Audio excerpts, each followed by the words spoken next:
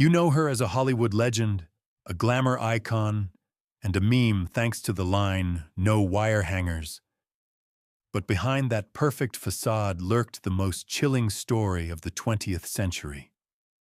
At 23, she yanked out her healthy molars for the sake of perfect cheekbones. A millionaire in furs, she scrubbed toilets in luxury hotels, haunted by severe mental illness. She bought husbands for status and adopted children to tie to their beds at night for proper posture. Today, we'll dissect not just a diva, but a brilliant strategist. Discover how a poor laundress carved out her humanity to bring Hollywood to its knees, and how her own masterpiece ultimately destroyed her. Type Joan Crawford into a search engine, and algorithms won't list her great roles. They won't tell you how she defined an era's style. Culture canceled Joan Crawford, turning one of the 20th century's most complex figures into a caricature, a meme, a Halloween horror story. The film Mommy Dearest, released posthumously, did to her legacy what neither rivals, time, nor fading spirits could do. It erased the person, leaving behind a one-dimensional monster. But ask yourself this: do you really believe a woman who reigned at the top of the world's most cutthroat industry for 40 years was just a crazy hysteric? In Hollywood, where stars burn out in 5 years, where beauty fades faster than cut roses, Crawford stayed on the throne for half a century. The insane don't survive this grinder. Only strategists do, only soldiers. The truth I'm about to reveal is more terrifying and grand than any horror film. Joan Crawford wasn't a villain. She was the greatest self-construction project in history. Born in filth, in a family where future was a curse, she decided to rewrite her fate, even if it meant carving out all that was human. We'll show you the story of a woman so afraid of becoming nothing again that she turned her life into a military operation. She controlled everything: the lighting on set, the angle of her brows, the men in her bed, and even her own funeral. This isn't a story about hangers. It's the anatomy of absolute self-control. And it begins the moment Hollywood decided Joan Crawford was dead. Act 1. Rising from the dead. The cost of a comeback. To grasp the magnitude of Crawford's persona, we need to travel back to 1943.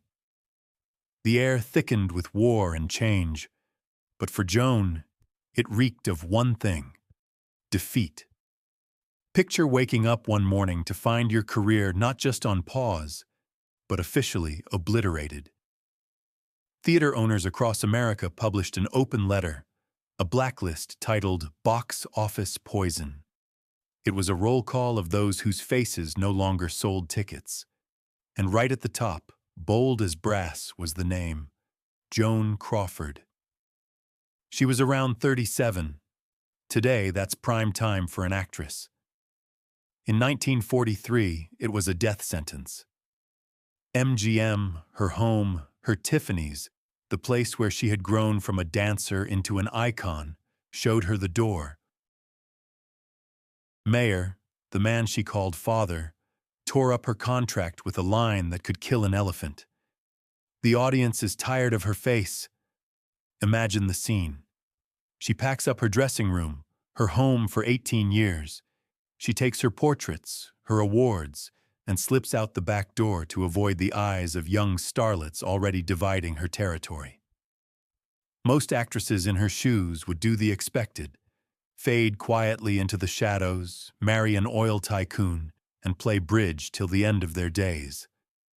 But Crawford didn't know how to retreat. She had no plan B, because plan B meant admitting she was just a regular person. And she wasn't a person. She was Joan Crawford. She made a move that Hollywood deemed professional suicide. She went to the competition. She signed with Warner Brothers. To put it in context, It was like a prima ballerina from the Bolshoi joining a steel mill. MGM was paradise. Soft focus, expensive fabrics, glamour. Warner Brothers was hell. Harsh light, gangster dramas, male chauvinism, and realism that ground like sand between your teeth. Crawford came not as a star. She came as a mercenary. She demanded a dressing room next to Bette Davis, the studio queen who loathed her with every fiber of her being. It was a declaration of war. For 2 years, she sat idle. Scripts came in by the stack and went out with the trash. Agents begged her, "Joan, take the glamorous lady role, it's what you do best." But she knew what they didn't. Trying to repeat the past was a path to the grave. She needed more than a comeback. She needed a reincarnation. Then Mildred Pierce landed on her desk.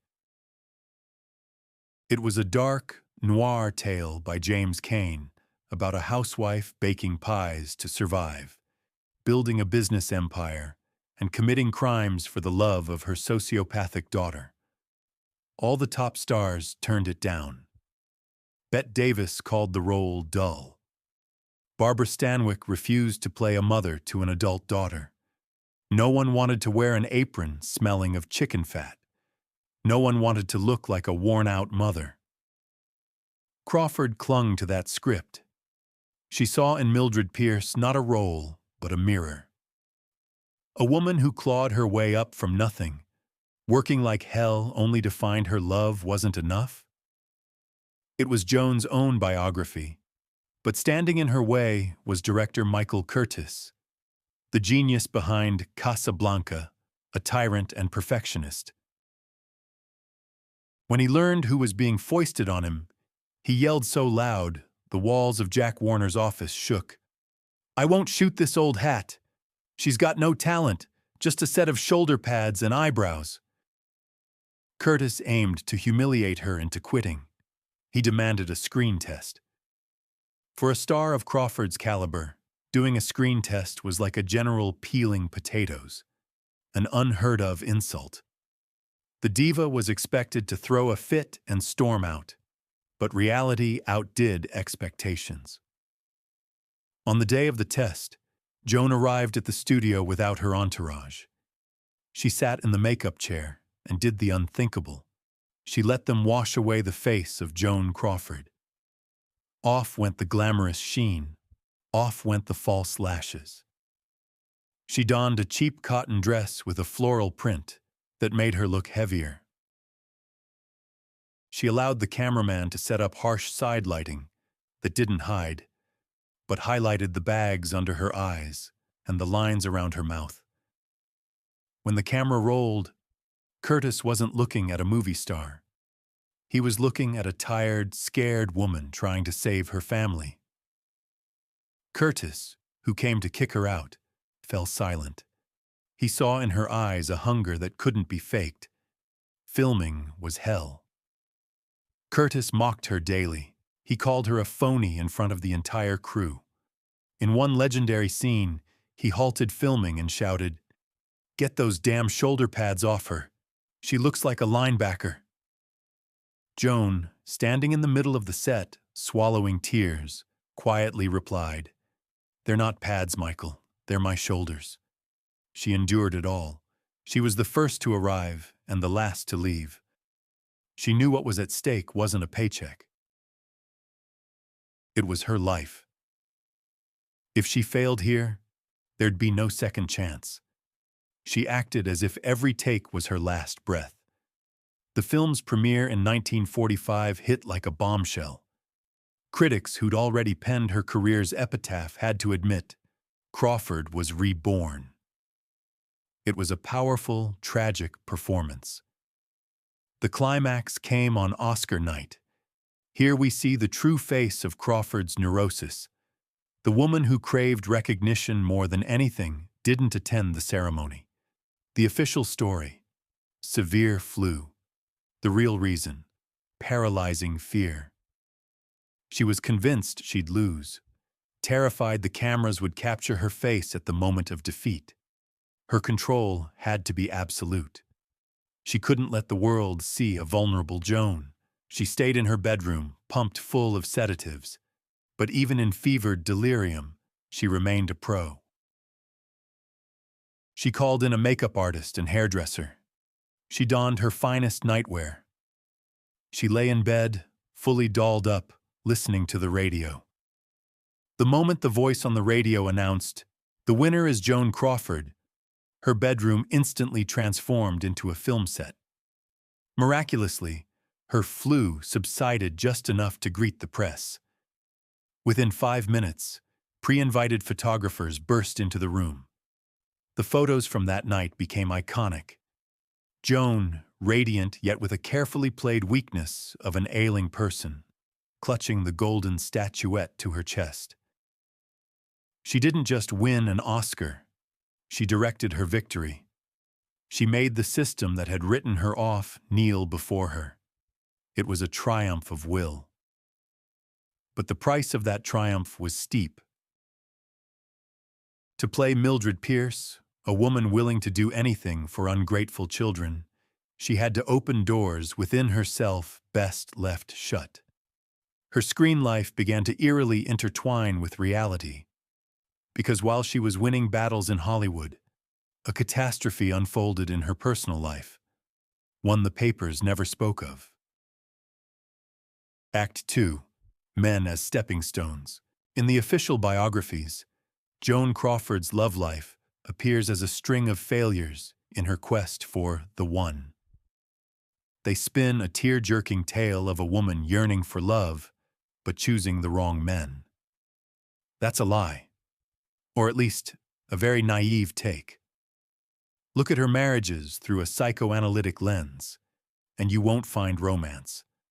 You'll find Darwinism. Joan Crawford was a predator, feeding off men, but it wasn't their money she sought.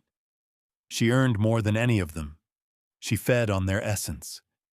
Each marriage wasn't a union of hearts, but an act of absorbing necessary traits. She resembled an alien organism, needing to assimilate the DNA of the locals to survive in a new environment.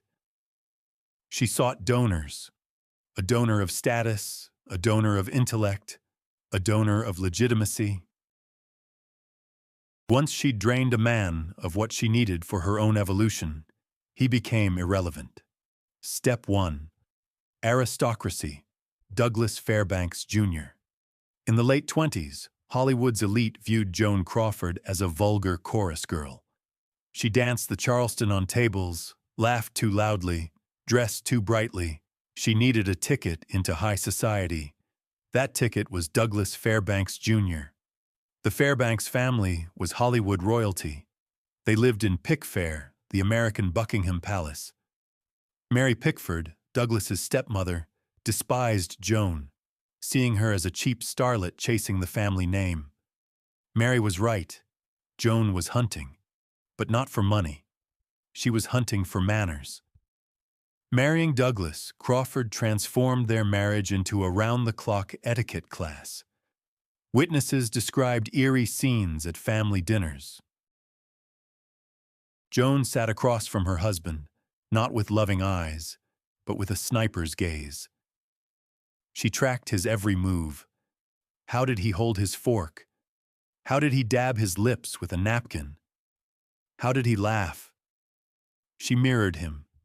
She copied his intonations, posture, literary tastes. She rewrote her source code, replacing vulgar Lucille with aristocratic Joan. She literally downloaded her husband's upbringing into herself. Once the transformation was complete, once her manners were flawless and the doors of Pickfair opened to her, the marriage began to crumble. She no longer needed a teacher. She had outgrown him.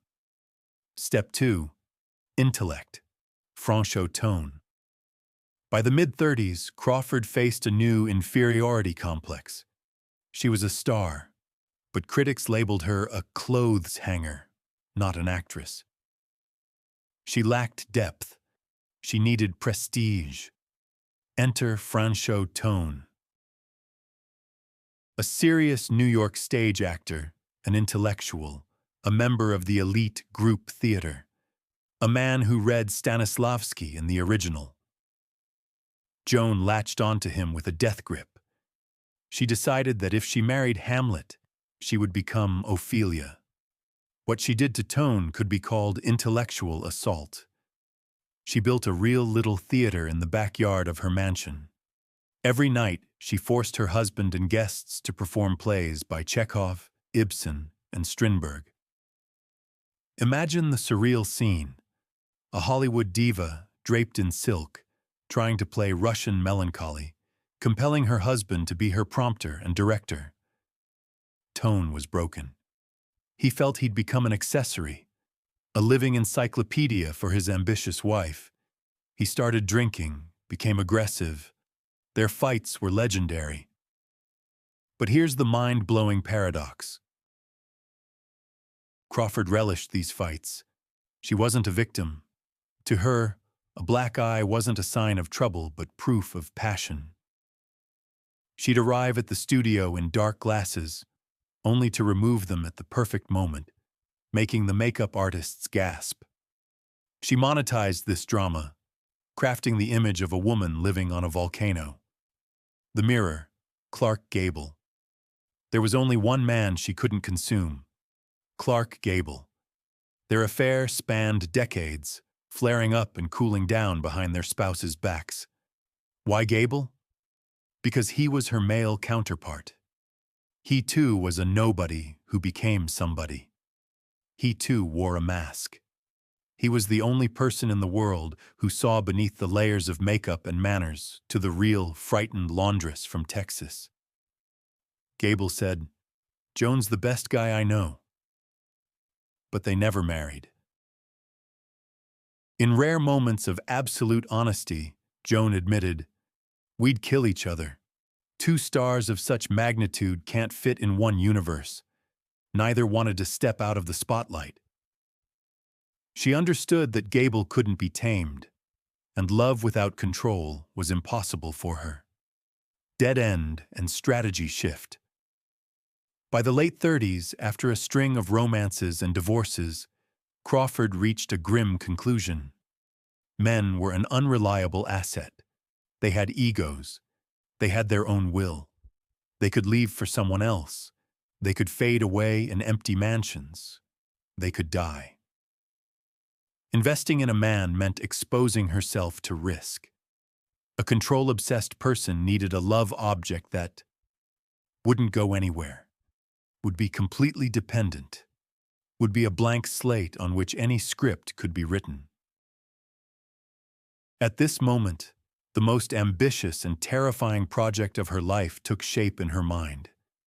If she couldn't find the perfect partner, she'd create perfect people herself. She decided to become a mother. But biology was against her. Multiple miscarriages in her youth robbed her of the chance to give birth. So she went against biology, against the laws that denied single women children at the time, and against common sense. She bought children, literally, through black market adoptions. She channeled all her colossal, suffocating energy, once spent on husbands and career, into a little girl named Christina. And while Franchot Tone or Douglas Fairbanks could slam the door and leave, a child had no escape. Crawford wasn't just going to raise children, she was going to produce them. Act 3, Anatomy of a Monster. We've reached the most explosive part of the story. The point where biography morphs into horror film. In 1978, a year after Crawford's death, her adopted daughter Christina published Mommy Dearest. This book torched Joan's reputation faster than any scandal during her lifetime. The world learned about the midnight raids, the tying to beds, the screams, and of course, the hangers. Society's verdict was swift. Joan Crawford, a sadist who took pleasure in tormenting defenseless kids. But if we stop there, we miss the tragedy's core. A sadist inflicts pain for pleasure. Joan Crawford inflicted pain for perfection. Let's accept a complex, uncomfortable thesis. Joan Crawford didn't see herself as a cruel mother. She saw herself as a general, prepping recruits for the Normandy landing. She knew life was war. She survived that war through iron discipline, fear, and zero self-pity. When she looked at her children, Christina, Christopher, and the twins Cindy and Kathy, she didn't see kids. She saw heirs, and heirs to an empire must be ready to rule. Let's dissect the most infamous scene in pop culture history. A mother storms into her daughter's room in the dead of night, finds a cheap wire hanger from the dry cleaners, and all hell breaks loose. She beats the child, tosses expensive dresses, and screams the iconic, "No wire hangers." From the outside, it looks like a psychotic break. But let's crawl inside Joan's head. To Crawford, clothes weren't just rags, they were survival tools. A $300 dress in 40s prices was an investment, part of an image. What separates a star from a washerwoman? A wire hanger deforms the dress's shoulders. A ruined dress means a bad image. A bad image means lost work. Lost work means a return to poverty. In Crawford's twisted logic, seeing that hanger wasn't just carelessness. It was a threat. It showed her daughter as lazy, ungrateful, and unprepared for life. Christina didn't value the things Joan earned with blood and sweat. Joan's reaction was monstrously disproportionate, but her motive wasn't hate. It was a panicked fear that her kids would grow up weak and get devoured by the world. She beat Christina. She tried to pound respect for hard work and discipline into her. The second facet of this domestic terror: obsession with cleanliness. Christina described how her mother could wake her at 2 a.m. because she spotted dust on the baseboard and make her scrub the floor with a brush. This is classic, severe, obsessive-compulsive disorder, multiplied by poverty trauma. As a child, Lucille Lesueur scrubbed floors in a boarding school to pay for her stay. Dirt symbolized humiliation for her. Dirt was the physical embodiment of the bottom she clawed her way out of. Once wealthy, she turned her home into a sterile operating room. She wore white gloves and ran a finger over door frames. Any speck of dust was a personal insult, an enemy breach through the defense line. By making her kids scrub floors at night, she wasn't just punishing them. She tried to instill the same sacred terror of dirt that drove her. She wanted them to hate chaos as much as she did. If you control the cleanliness around you, you control your life, was the lesson she tried to teach. But the kids didn't see a lesson. They saw a mad woman with a bucket of water in the middle of the night. The main drama unfolded between Joan and her eldest adopted daughter, Christina. Christina was smart, strong, but stubborn. She was the only one who dared look her mother in the eye. Joan wanted to see a mini-me in Christina. She dressed her in miniature versions of her own dresses. She dragged her to photo shoots, forcing her to smile on cue. She wanted Christina to be an extension of her legend. But Christina didn't want to be Joan Crawford 2.0. She wanted to be just a kid. She wanted to eat a hamburger, not the bloody steak Joan forced her to eat for strength. She wanted to play with friends, not practice curtsies. Joan saw this resistance as betrayal. "I gave you everything," she'd scream in letters and fights. "I gave you a name, a home, schools, clothes. Why won't you play your part?" It was the frustration of a director whose puppet suddenly cut the strings and started improvising. She tied Christina to the bed, not for sexual kicks or medieval torture. She did it so she wouldn't toss and ruin her posture in sleep. Get the level of madness? Even sleep had to be disciplined. Even in sleep, you had to work on yourself. The scariest part of this story is that Joan Crawford was the harshest sergeant not to her kids, but to herself. She never demanded from them what she didn't do herself. She scrubbed floors. She kept her posture 24/7. She worked till she dropped. She genuinely didn't understand why this system, which worked on a film set with hundreds of staff, failed in the nursery. She built a fortress of gold and marble around her kids, but forgot to install heating. She thought she was giving them tools for success. In reality, she passed down her neurosis. She tried to infect them with her ambitions, but only managed to pass on her anxiety and hatred. In the end, she cut Christina and Christopher out of her will with an icy phrase, for reasons which are well known to them. Until her death, she believed she was a good mother who just got unlucky with ungrateful kids. But if her home life was an attempt to create perfect people, her relationship with her own body was an attempt to create a perfect deity. And the methods she applied to her flesh were as brutal as her parenting of Christina. Act 4. Engineering a deity. If her home was a fortress and her kids the garrison, then Joan Crawford saw her own body as the main asset of a corporation, demanding major overhauls, harsh depreciation, and constant upgrades. Unlike Greta Garbo or Elizabeth Taylor, Joan Crawford wasn't born a beauty. Lucille Le Sueur, the girl she was before Hollywood, was stocky, broad-shouldered, with a sprinkle of freckles and a plain, wide face. Too much earth, not enough sky. To become Joan Crawford, she had to literally carve Lucille out of her body. What she did to herself would today be called radical biohacking, bordering on self-mutilation. But in the 30s, there was no Botox or fillers. There was only steel will and barbaric methods. Let's start with a fact that would send chills down any modern dentist's spine.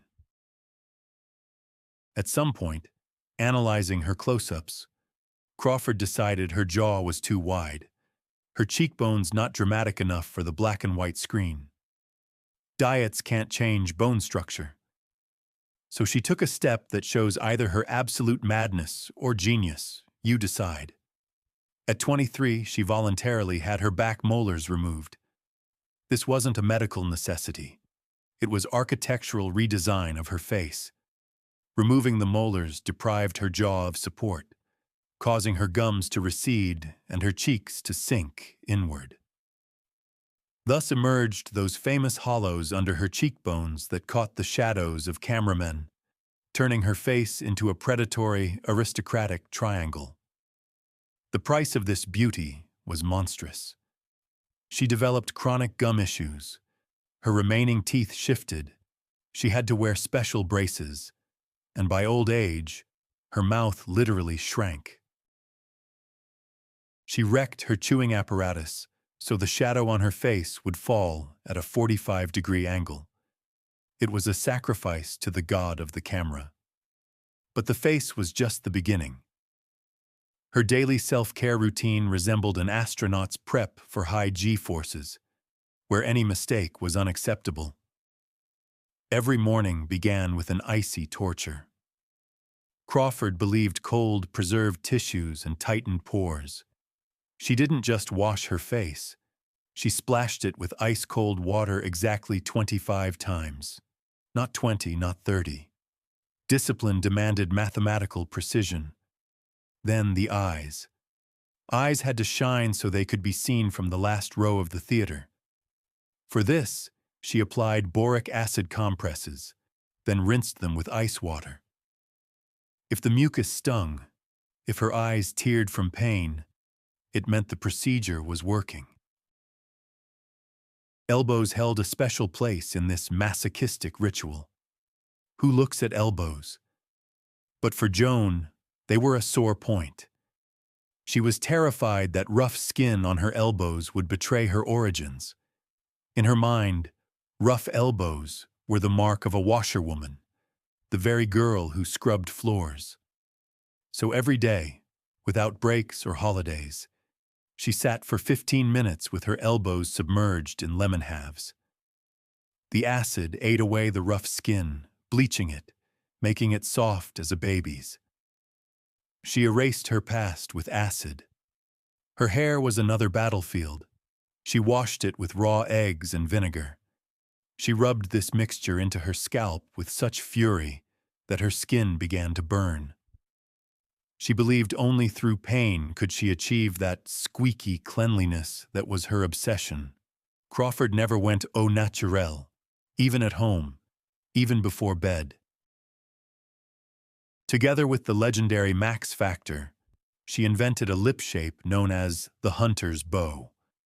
Her natural lips were thin. She ignored their contour, painting over with a new, aggressive, wide line of lipstick. This mouth wasn't for kissing. It was for commands. She applied layers of powder and foundation so thick that by the 50s, her face resembled a kabuki theater mask. Her expressions became limited, but not a single wrinkle dared to break through that plaster. And her body? Her body was corseted even when the fashion for them had passed, and the era of free-spirited hippie silhouettes had arrived. She kept her back straight 24 hours a day. Legend has it, even resting in a soft chair, she never touched the back with her spine. Back muscles had to stay toned. Always. To relax was to age. By the 50s, this physical transformation led to a paradox. Joan Crawford looked stunning, but she stopped looking like a living person. She resembled an expensive, impeccably restored antique doll. She couldn't afford to be careless for a second. Step out for the paper without full makeup, false lashes, and styled hair? Unthinkable. If I step outside looking like the lady next door, I betray my audience. They pay to see a star, she said. She became a prisoner of her face. She couldn't smile too wide. Wrinkles. She couldn't eat hard food. Teeth. She couldn't just lie on the couch. Hairstyle. Her entire physiology was dedicated to maintaining the brand. And when that brand was polished to a shine, when she became a physically perfect being, her mind began to falter. Her need for control spilled beyond her body and home, erupting into what psychiatrists today would call a severe disorder. She began to control not just herself, but the chaos of the outside world, and she did it with terrifying precision. Act 5. The Cult of Control. Think the wire hanger incident was a one-off meltdown? Think again. It was just the tip of the iceberg in Joan Crawford's vast system of rules, rituals, and neuroses. By midlife, her obsession with order had morphed into what modern psychiatrists would label severe obsessive-compulsive disorder. But in Golden Age Hollywood, they called it something else: professionalism and high standards. Picture this scene. The 50s, a luxury hotel in London or Paris. A limousine pulls up to the main entrance. Bellhops snap to attention. The hotel manager sweats bullets. Out steps a movie star. Furs, diamonds, a dazzling smile. But before unpacking her Louis Vuitton luggage, something strange happens. Joan walks into the presidential suite, sheds her furs, slips on rubber gloves, and gets on her knees to scrub the floor. This isn't urban legend. It's a documented fact. Crawford didn't trust maids. She trusted no one. To her, other people's dirt was a biological weapon. Until she personally wiped down the door handles with alcohol, until she scrubbed the bathroom with her own chemicals, she couldn't feel safe. She sanctified the space with her labor. Only after erasing traces of previous guests could she allow herself to become the star again. Hotel staff were horrified. Watching an Oscar winner scrub a toilet was a mind-bending sight. But for Joan, it was soothing. Chaos defeated, cleanliness restored. Life could go on. In her own home, the rules were even stricter. Every item had its coordinates. Cigarettes in the case had to lie at a precise angle. Towels folded with ruler precision. If a guest moved an ashtray 2 inches, Joan, without breaking conversation, would put it back. It was automatic, like a reflex. But the most astonishing display of her control was her relationship with fans. Unlike many stars who tossed bags of letters in the trash or left replies to secretaries, Joan turned correspondence into a sacred duty. It was her second job, the night shift at the Fame Factory. Every day, coming home from the set, exhausted, often drunk, she'd sit at her desk. Stacks of letters from strangers in Iowa, Kansas, Berlin lay before her, and she answered them. She dictated replies, then personally signed each letter. God help the secretary who made a typo or stuck a stamp on crooked. The letter went in the trash, and it all started over.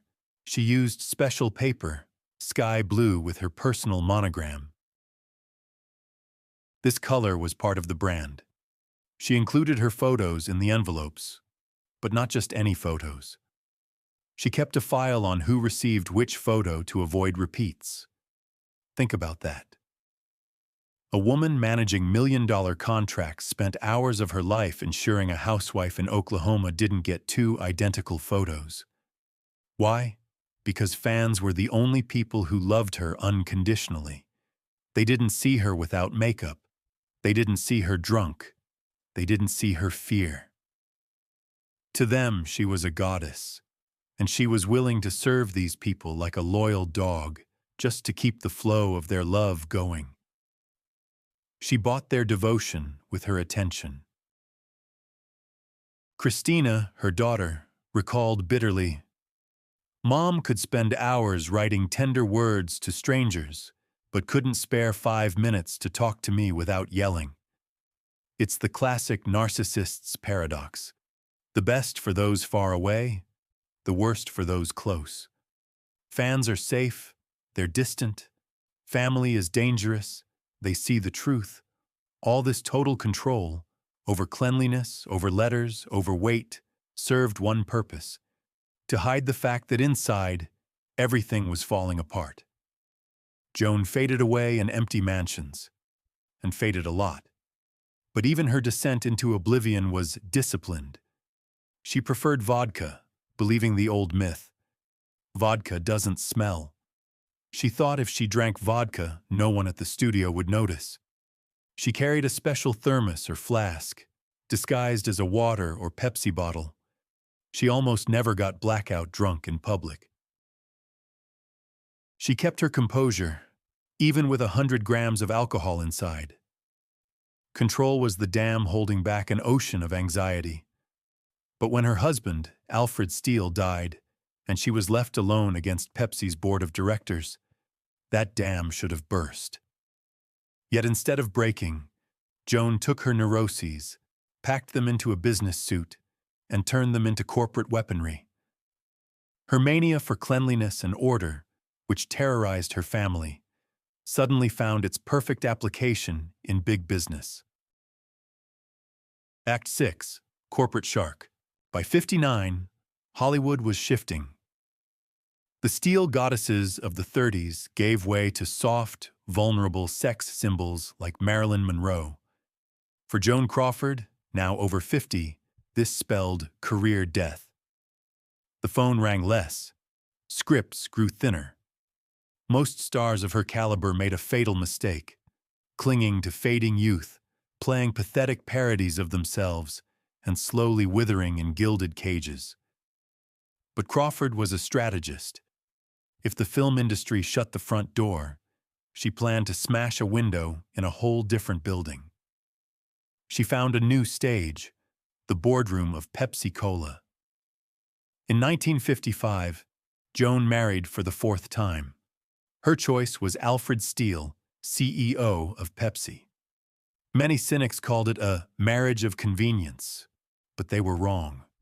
It was a merger of two empires, his corporate power and her star mythology. They lived like royalty. Joan transformed Steele's New York apartment, merging two penthouses into a Versailles on Fifth Avenue. White carpets, plastic-covered furniture, remember the cleanliness, champagne fountains. But when Steele suddenly died of a heart attack in '59, the harsh truth emerged. The golden life was built on credit. Steele left her not millions, but colossal debts. Joan Crawford was left alone. No husband, no money, no film roles, and that's when the Pepsi-Cola board decided to strike. The men in gray suits had long wanted to rid themselves of this loud actress who meddled in their affairs, rearranged office furniture, and demanded attention. At the first meeting after the funeral, they planned to politely but firmly show the widow the door. "Thank you for everything, Mrs. Steele. Here's a watch as a memento. Goodbye." They expected a grief-stricken woman. But Joan Crawford walked into that boardroom. What happened next should be in textbooks on corporate warfare. When they hinted her services were no longer needed, Joan didn't cry. She laid her trump card on the table. Her fame. "Gentlemen," she said in her icy, perfectly controlled voice that chilled everyone in the room, "I am Joan Crawford. When I arrive in any city, the press greets me. When I cut a ribbon at a plant, it makes the papers. If you remove me, I'll sell my shares and publicly declare Pepsi betrayed Alfred's memory. And believe me, I'll make sure every housewife in America switches to Coca-Cola." It was pure, unadulterated blackmail. And it worked. The stunned board capitulated.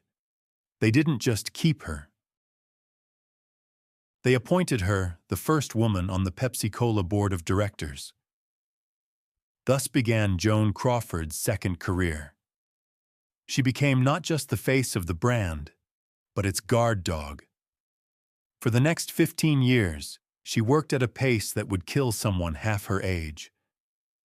She logged 50 to 60,000 miles a year, opening plants, attending conventions, shaking thousands of hands.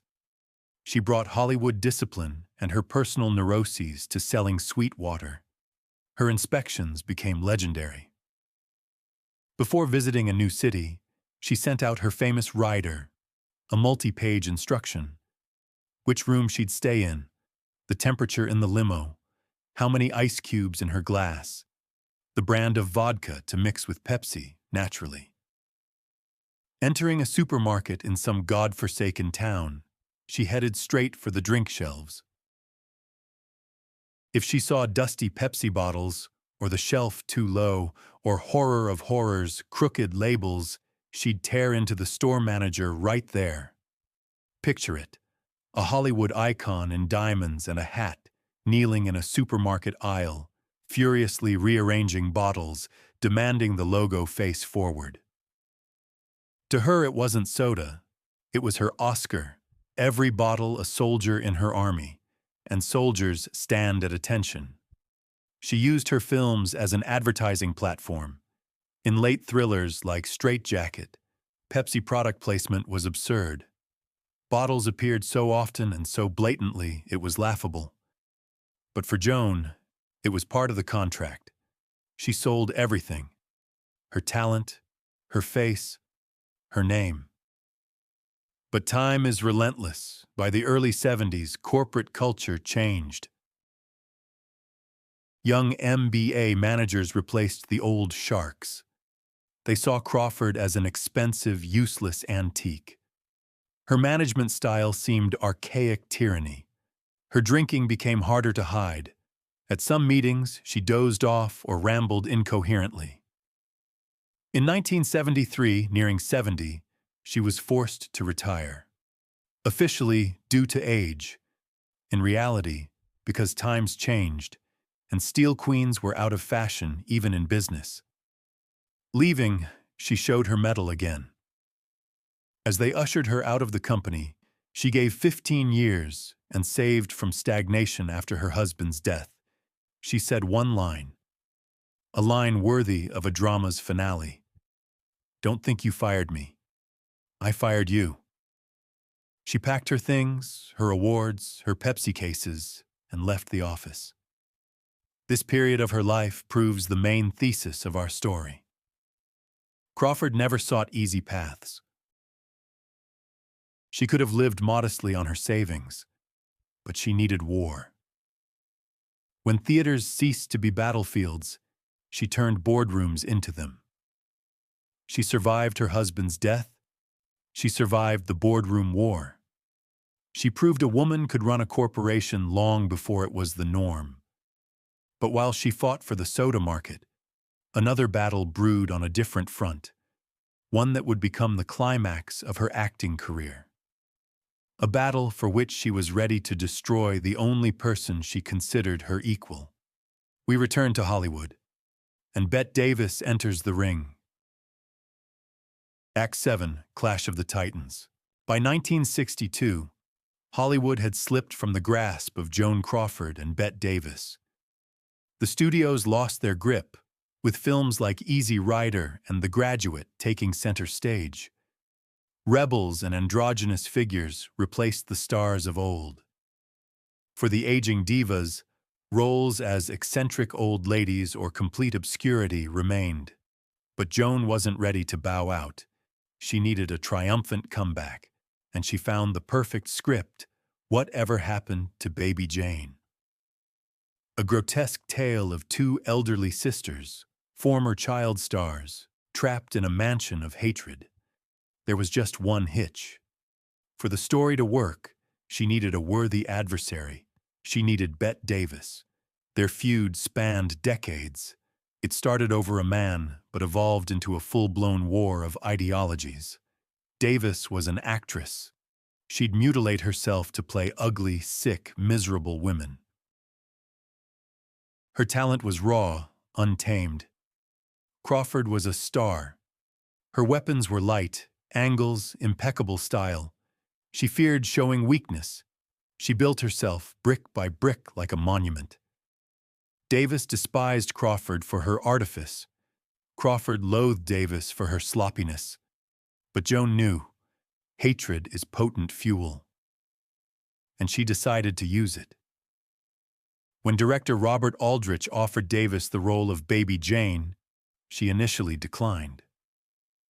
The script seemed too melodramatic. But when she learned Joan Crawford wanted to play her sister, Blanche, and was pushing for Davis's casting, something snapped.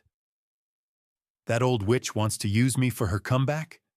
I'll show her," she said, and agreed. The set turned into a battlefield. Davis, playing the deranged Jane, went all in. She crafted her own makeup, a layer of white like plaster, dark circles under her eyes, an ugly beauty mark. She wasn't afraid to look monstrous. She wanted to look truly horrific.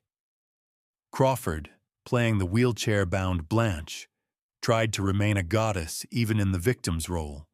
She demanded her rags be couture and the lighting hide her wrinkles. Davis sniped, "She only cries from the eye closest to the camera." The conflict spilled into physical violence. In a scene where Jane kicks the fallen Blanche, Davis was supposed to fake the blow. But according to Crawford, the kick was real and landed squarely on her head. Joan demanded stitches. Revenge was swift. In a scene where Jane drags the paralyzed Blanche across the floor, Crawford used physics against Davis's bad back. She secretly filled her robe's pockets with rocks. When the director yelled, "Action!" Davis strained to move the frail Joan. She pulled with all her might, wrenching her back. Filming halted. Crawford smiled innocently and retreated to her dressing room. The film was a hit. It raked in box office numbers young starlets could only dream of. It revived both actresses' careers, turning them into icons of a new genre, hagsploitation. But the real drama unfolded at the 1963 Oscars. Bette Davis snagged a nomination for Baby Jane. Joan Crawford did not. For Crawford's ego, it was a nuclear blow. Davis reveled in her triumph, rehearsing her victory speech. It seemed Crawford was finished. She was supposed to sit in the audience and applaud her enemy. But Joan Crawford didn't know how to lose. She orchestrated the most brilliant and cynical maneuver in Oscar history. Weeks before the ceremony, Joan contacted all the other nominees in the Best Actress category, Anne Bancroft and Geraldine Page. Both couldn't attend due to work. Joan offered them a deal. "If you win, let me accept the statue on your behalf." Surprised but flattered, the actresses agreed. On the night of the ceremony, Davis stood backstage, certain of victory. The host opened the envelope. "The winner is Anne Bancroft." The room gasped. Davis froze, pale, and at that moment Joan Crawford glided past her in a shimmering gown. With an icy smile, she said, "Excuse me," shoved the stunned Davis aside, and took the stage. She cradled the Oscar, delivering a speech with such passion, it felt like the award was hers. She posed for photographers, beaming with joy. The next morning, every paper featured Crawford with the statue. Bette Davis was nowhere in sight. Joan stole the show. She stole the moment. She proved that even without a nomination, she could be the night's biggest star. It was the ultimate victory of packaging over substance, strategy over talent. This episode cemented their feud, but also revealed a tragic truth. These two women needed each other. Their hatred fueled them when the rest of the world wanted them to stop. But even the fiercest battle can't last forever. And when the last echoes of fame faded, Joan faced an enemy no strategy could defeat: time. Act 8, Sabotage. The success of Baby Jane was a knockout. The studio smelled blood and money. The formula seemed simple. Take two legends who loathe each other, lock them in a house, roll the camera, and sell tickets. That's how Hush, Hush, Sweet Charlotte was born. Director Robert Aldrich aimed to repeat the triumph, but he missed one thing. The power dynamics had shifted. After the Oscar scandal, Bette Davis felt like the victor. Critics praised her performance while Joan was just the flashy sidekick. On the Charlotte set, Davis acted not just like a star, but like the queen bee. She bonded with the crew, she set the terms. Joan Crawford suddenly found herself the outsider on her own turf. Filming didn't take place in Hollywood's sterile studios, but on location, on a Louisiana plantation. For Joan, with her manic fear of dirt and bugs, it was hell on earth. Heat, humidity, flies, no air conditioning in the trailers. Her hair frizzed, makeup melted. She felt her image slipping away, but the worst was yet to come. Joan read the script and realized, in this movie, Bette Davis would outshine her again. Davis's role was juicy, mad, the lead. Crawford's role was more passive. She envisioned a future where Davis received another nomination, and she was left with nothing. So Crawford hit the red button. She decided on a scorched earth tactic. If she couldn't win this game, she'd flip the board. First, she nitpicked over trivialities. Then came fainting spells from the heat. And then Joan claimed she was seriously ill. She demanded hospitalization. She checked into the elite Cedars-Sinai Clinic in Los Angeles, declaring she'd return to the set only when fully recovered. Filming ground to a halt. Every day of delay cost the studio thousands. Aldrich was furious.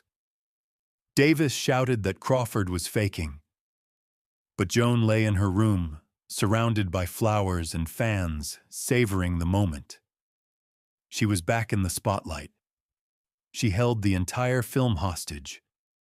She made the mighty producers beg her to return. It was the power she craved on set. She thought she was irreplaceable. She was sure the film wouldn't go on without her. After all, audiences wanted Crawford versus Davis. It was her fatal mistake.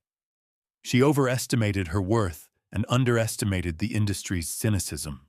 Robert Aldrich, fed up with the blackmail, hired a private detective.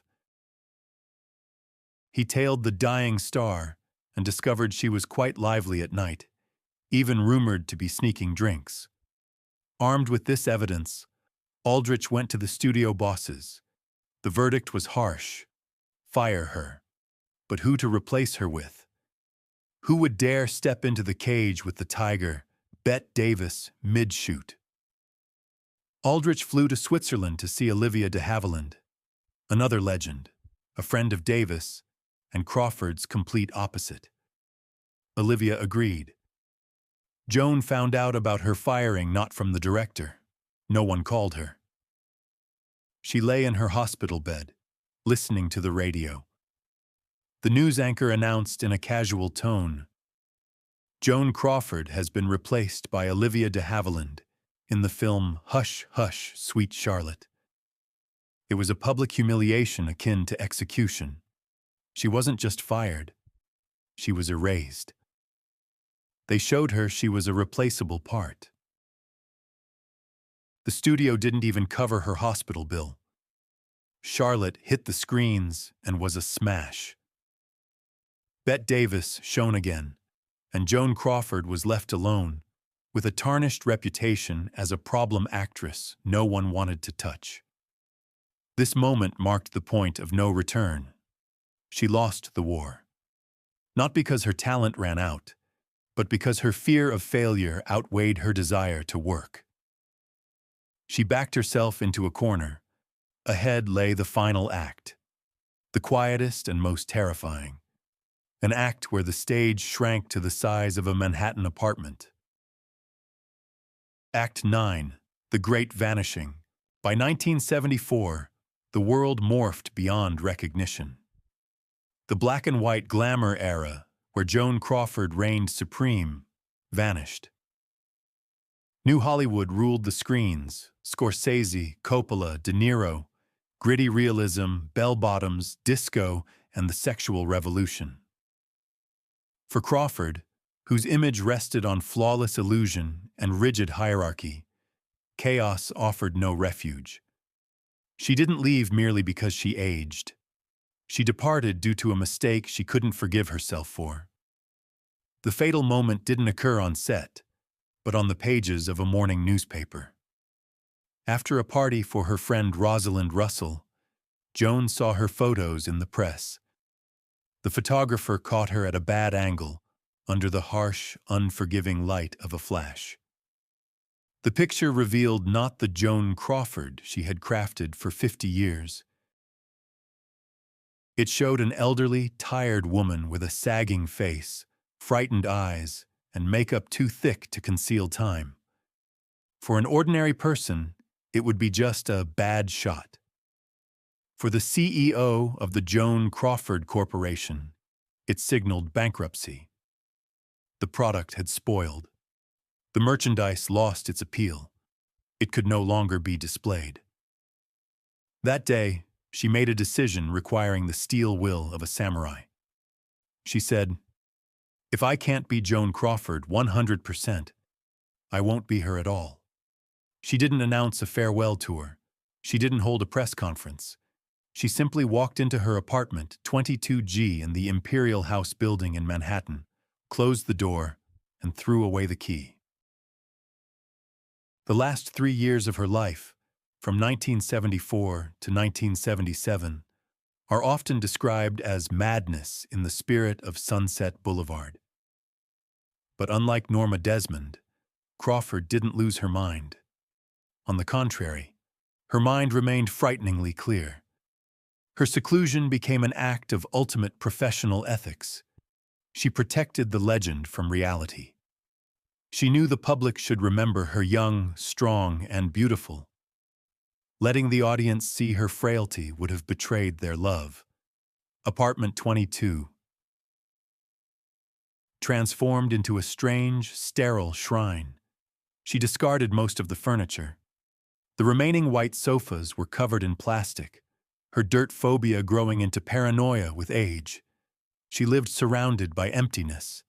But even here, without an audience, she didn't allow herself to relax.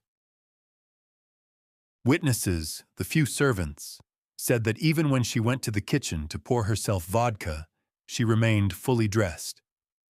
She wore turbans to hide thinning hair and house dresses that resembled stage costumes. She continued to play the role of Joan Crawford for the only audience that mattered, herself. Her connection to the outside world existed only through phone and letters. And here lies the most poignant detail of her solitude. Until the very end, enduring hellish back pain from old injuries and osteoporosis, and the weakness from cancer she refused to acknowledge, she personally answered every fan letter. She sat up nights at the typewriter on that same blue paper. She enclosed her old, perfect photos from the 30s in the envelopes. This wasn't nostalgia. It was disinformation. She kept sending out that perfect image, like a signal from a star long extinguished, its light still reaching Earth. She wanted folks in Kansas and Ohio to believe she remained as beautiful. She strictly forbade visits. She refused to see even old friends. "I don't want them to see me like this," she said. It was cruelty, but cruelty aimed at preserving the myth. In 1977, when pancreatic cancer began to win, she refused hospitalization. For a woman who controlled every calorie, every hair, every scent, the thought of losing control of her body in a public ward, under the eyes of strange nurses, proved unbearable. She chose to die in her bed, in her set, by her script. She stopped the meds. She stopped eating. She began the process of self-destruction. There's a legend about her last moments, which, even if embellished by history, perfectly captures the essence of this woman. On the morning of May 10th, 1977, as she lay dying, her housekeeper began praying loudly by her bed. Crawford, seemingly unconscious, suddenly opened her eyes. She gathered her last strength, propped herself on the pillows, and hissed her final line. "Damn it. Don't you dare ask God to help me." She wanted no pity. She wanted no help. She wanted it done quietly and professionally. She directed her life and remained the director of her death. When the news of her passing spread, newspapers printed those perfect photos she sent out. No one saw her old. No one saw her weak. She won that last battle. She made time stand still.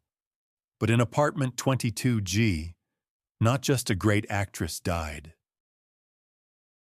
Lucille Lesieur died there, a little girl from a laundry who ran from poverty and fear her whole life, built a golden cage around herself, and ultimately locked herself in it, throwing away the key.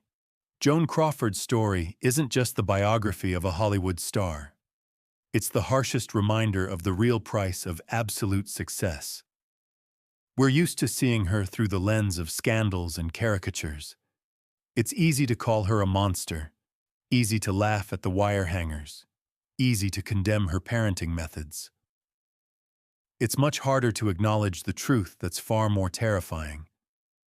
Joan Crawford was a woman who refused to be a victim in a world designed to break people like her. She beat poverty. She beat the lack of innate talent. She beat age. She even beat the studio system that ground people into pulp. She created the most perfect armor in showbiz history. But Joan's tragedy is that this armor grew into her skin. She played the role of the great Joan Crawford for so long, she forgot how to be human. She destroyed her capacity for empathy, replacing it with discipline. Fate's irony caught up with her after the credits rolled. A year and a half after her death, her daughter Christina's book, Mommy Dearest, came out. This book shattered the perfect image Joan sacrificed everything for: teeth, friends, happiness, life. Everything she built for 50 years crumbled in a month. From a style icon, she transformed into a camp and horror icon. She tried to control her legacy as she controlled the light on set. But reality proved to her, you can't control the memory of people you've broken. Yet even in this, there's a grim grandeur. Joan Crawford feared only one thing: oblivion. She feared becoming nobody, and she conquered that fear. We still talk about her. We argue about her. We fear her. She refused to disappear. But if Crawford's story is an example of surviving by becoming steel, there's another story in Hollywood. The story of a woman who took the opposite path. She was the complete opposite of Crawford. Soft, vulnerable, open, seeking love, not power. And the system destroyed her much faster and harsher. I'm talking about Marilyn Monroe. Click the video that just appeared on your screen. See you there.